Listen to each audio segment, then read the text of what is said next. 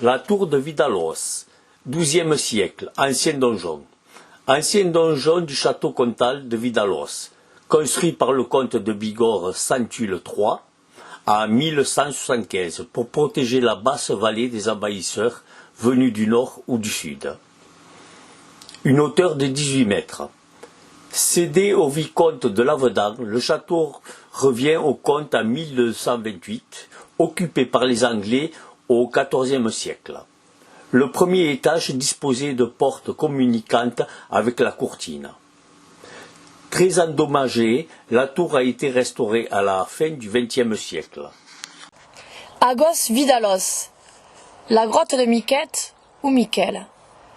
Lors d'une disette, une vieille chevrière nommée Miquette, réputée pour son bon cœur, aida des fées à s'alimenter.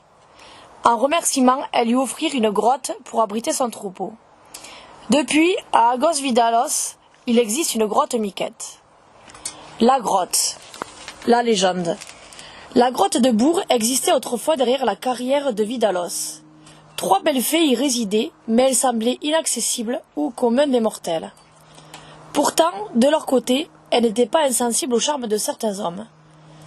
Un jour, elles aperçurent le sire Denain, seigneur des lieux, et s'emprirent de lui. Alors, elles cherchèrent à s'approcher de son château.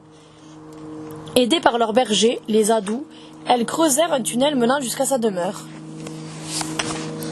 On ignore ce qui se passa par la suite. On sait toutefois que le seigneur eut un descendant sans nom.